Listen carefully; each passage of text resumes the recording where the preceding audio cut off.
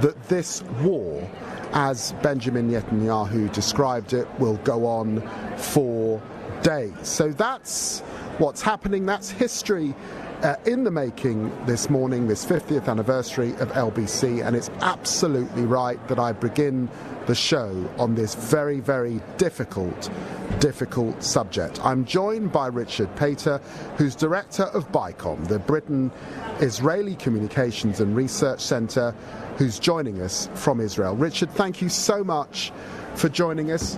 Just give us the latest there on the ground. Of course, 2 hours ahead of us, so it'll be about 12 o'clock, I imagine, at this moment in time in Jerusalem.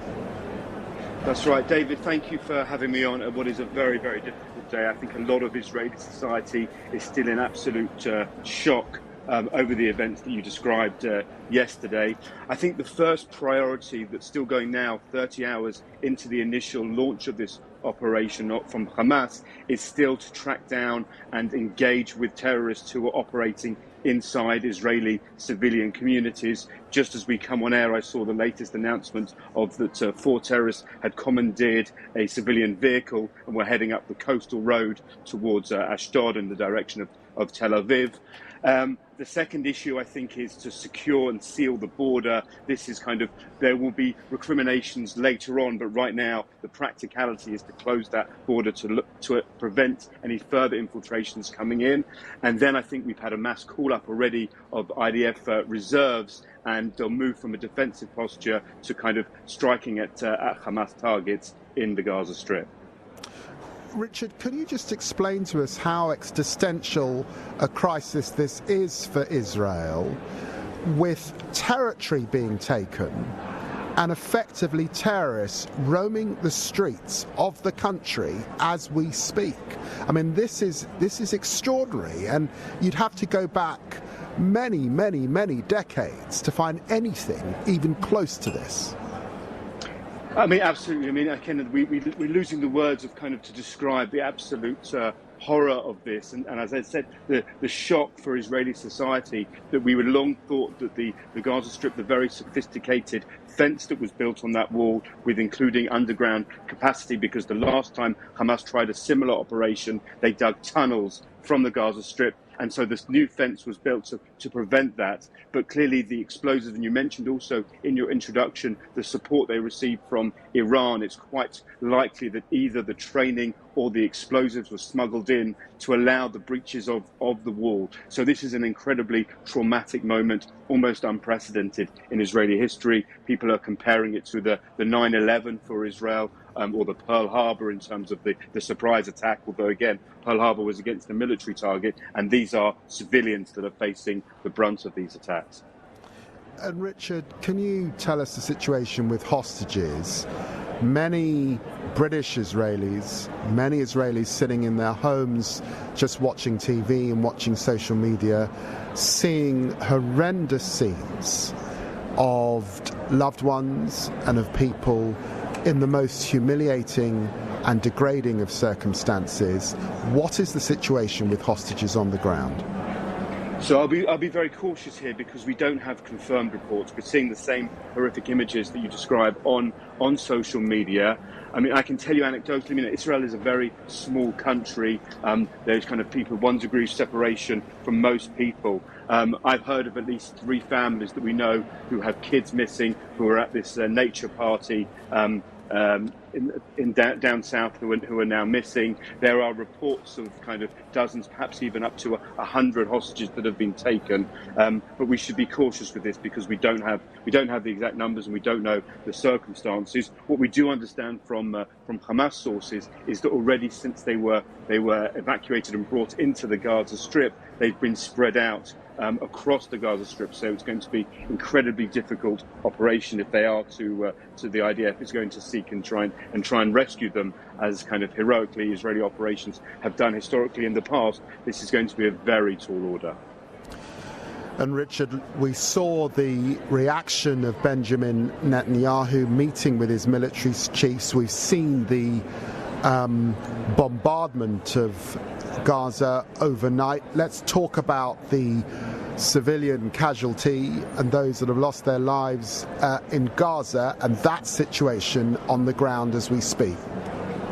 So I think, first of all, the figures you cited on the Palestinian fatalities, my sense is that the vast majority of them are Hamas terrorist combatants. I saw a figure up to 400 were actually engaged with and who crossed the border, and the Israeli forces have neutralized in the last 24 hours. I think Israel always has an obligation to avoid civilian casualties on the other side. It's quite ironic because up until the week or so before this operation, the conversation about Gaza was all about humanitarian efforts that Israel was prepared to make to ease the suffering of the civilian population, talks of expanding work permits, of expanding the fishing zone, of even huge infrastructure projects to explore natural gas off the Gaza shore. This was the focus there was a modus operandi that it was in both sides' interest to improve the lives of Gazans. And thanks to Hamas and their murderous ideology, they've put all this back and risked the